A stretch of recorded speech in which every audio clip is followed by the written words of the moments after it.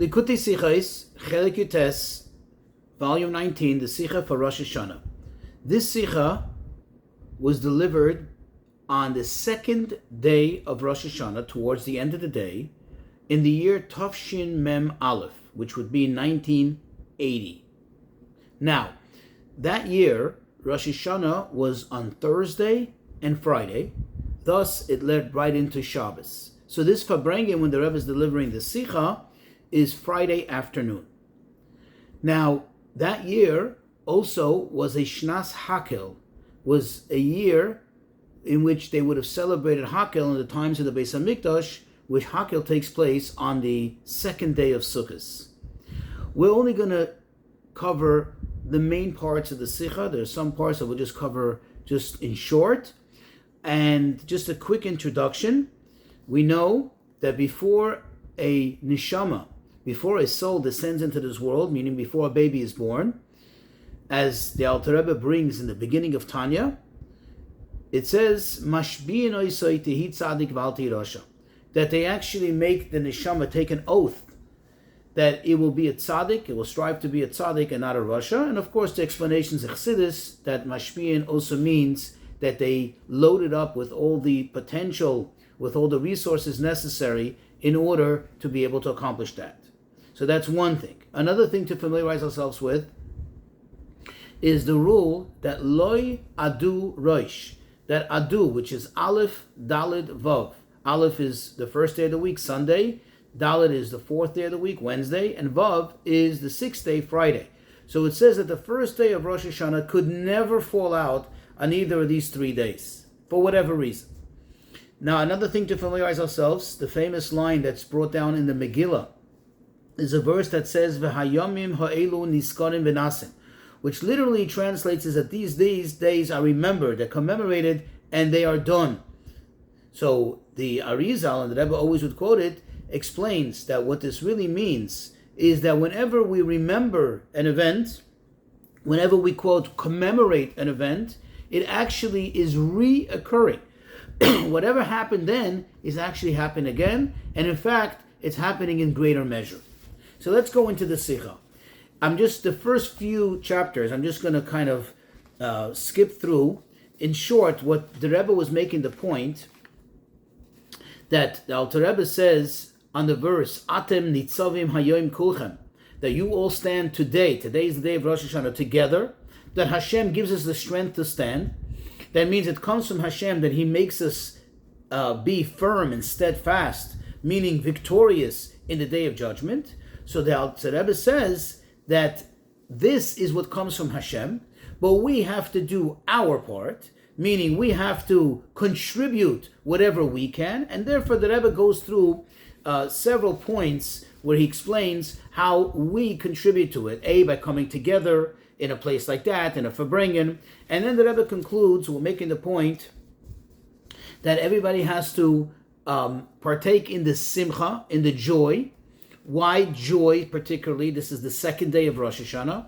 So the Rebbe brings the famous explanation in Chassidus that when it says Bakese liyom chagenu, Bakese liyom chagenu means that what is on Rosh Hashanah, Bakese, which also can be translated hiddenly, which is discreet, is liyom chagenu, is what comes out later in the day of our Chag. Chag is Sukkos. It comes out in a revealed manner.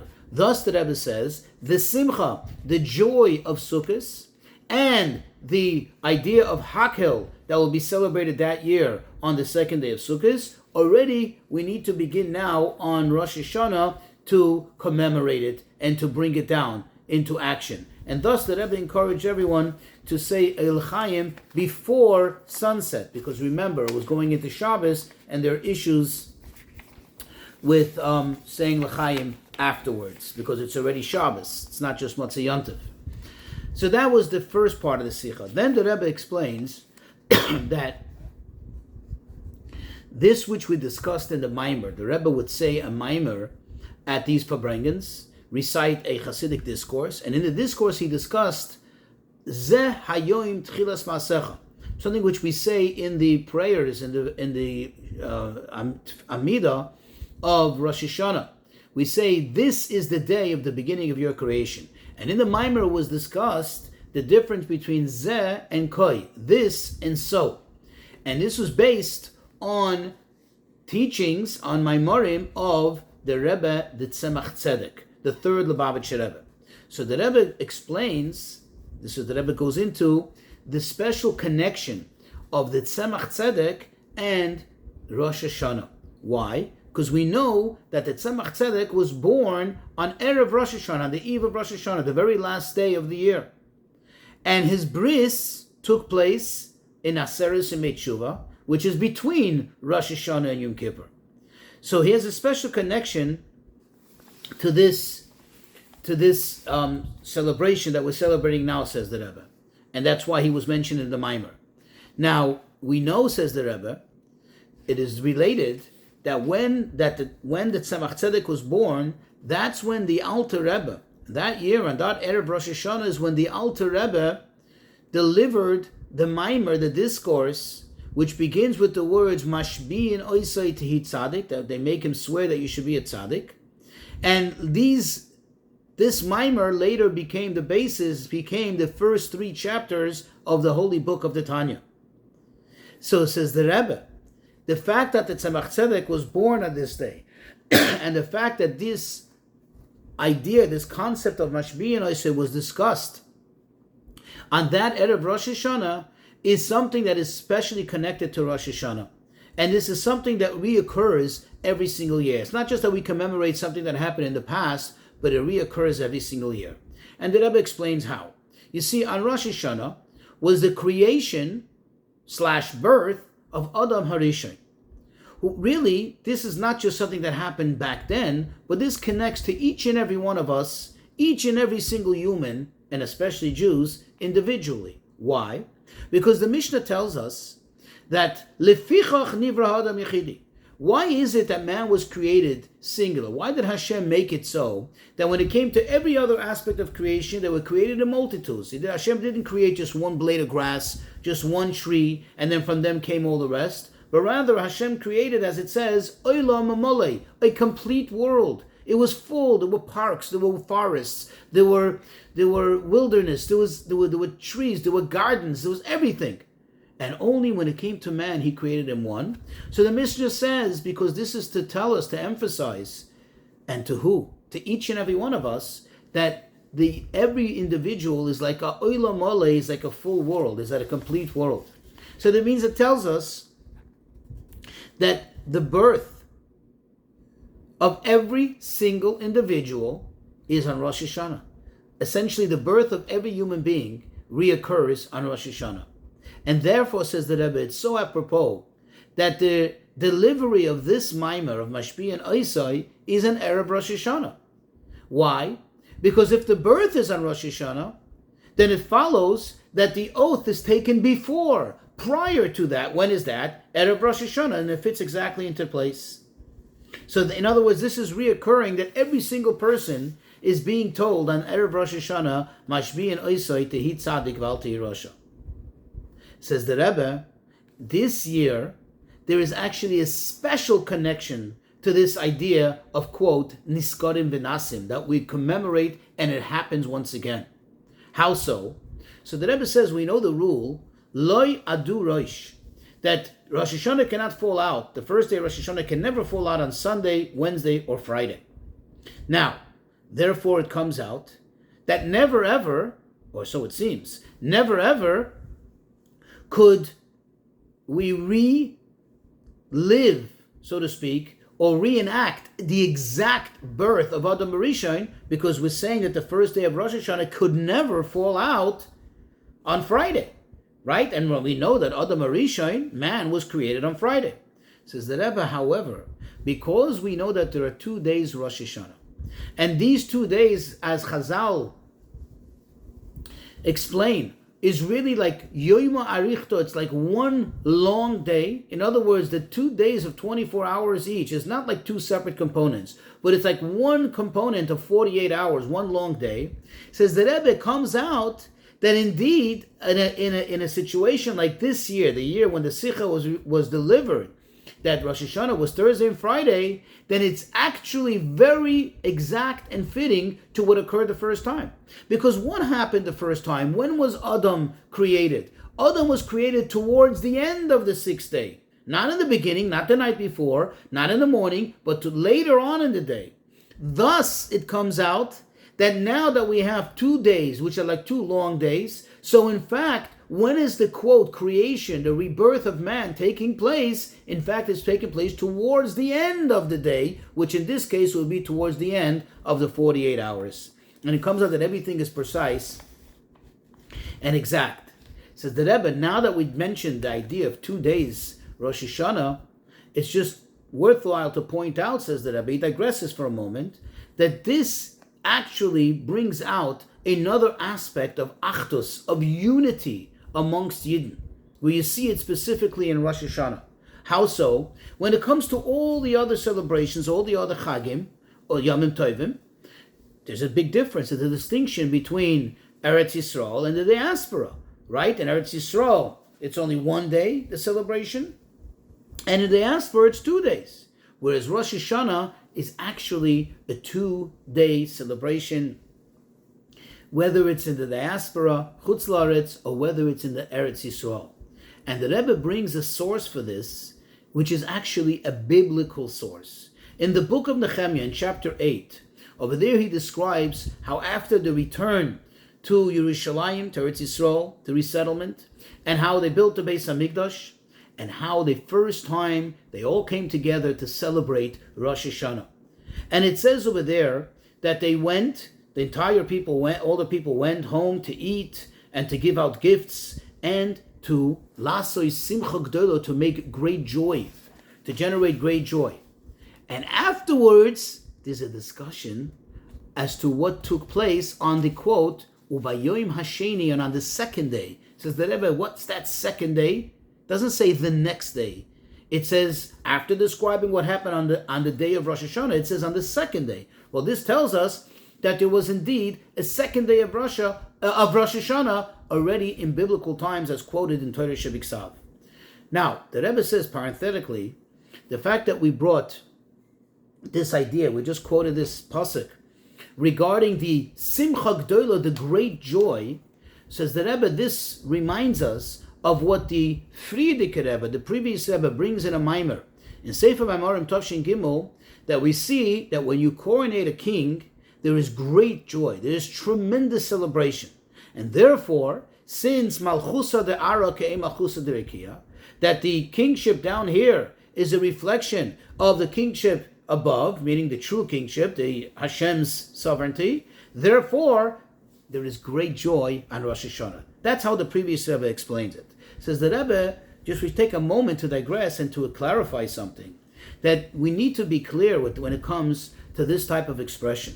Remember, the Rebbe says that just like down here there's great joy, so too on Rosh Hashanah when we coronate Hashem, there's great joy. Says the Rebbe, we have to be clear and make sure to look at this in the correct manner, approach it from the correct perspective. It's not that there's a fact that down here this such and such occurs, and therefore it also occurs above in a likewise manner, but rather the other way around.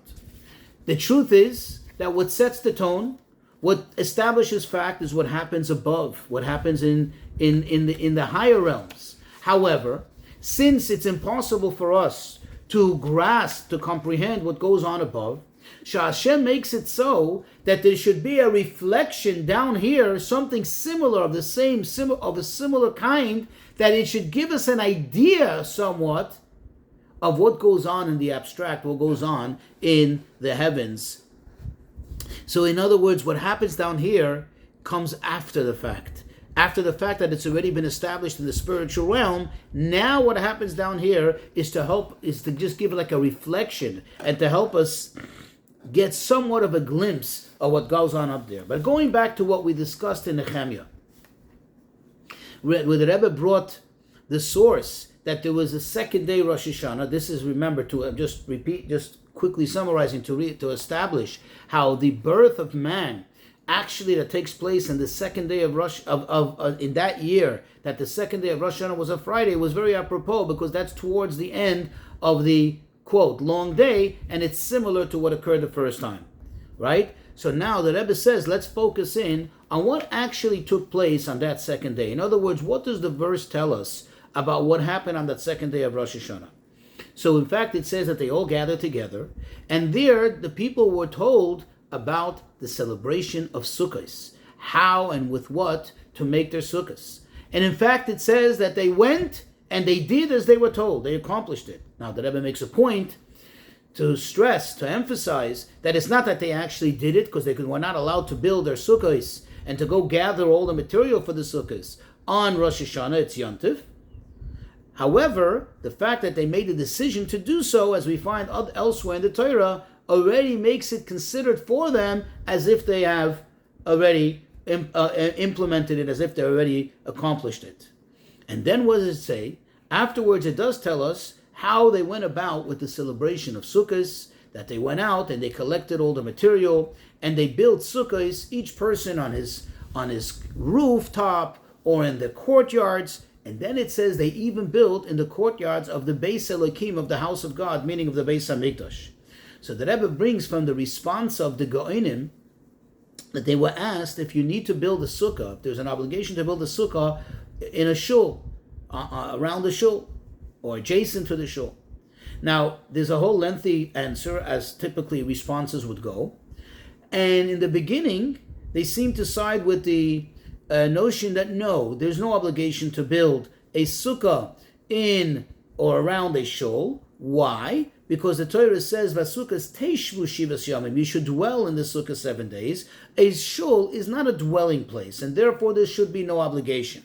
However, later they switch around and they conclude that indeed you do need to build a shul. There is an obligation to build a sukkah around the shul. Why? First of all, many shuls would typically in those days have like a few guest rooms for dignitaries, for rabbis who were coming by to either teach the people or just to be guests. So there's already a, quote, dwelling aspect to the shul too. And then they bring this verse as proof, of solid proof, that over here it says that they built sukkahs in the courtyard of the house of God. So you see the house of God also calls for the building of a sukkah. In any case, back to the point, says the Rebbe, from everything that was discussed, from the entire Sicha, and all the proof that was brought, from the fact that Rosh Hashanah and Sukkos have a very strong connection. Moreover, as you see in the book of Nehemiah, that the celebration of Sukkos was already discussed on the second day of Rosh Hashanah, says the Rebbe, therefore it's appropriate now that we still are in the second day of Rosh Hashanah to address the celebration of Sukkos.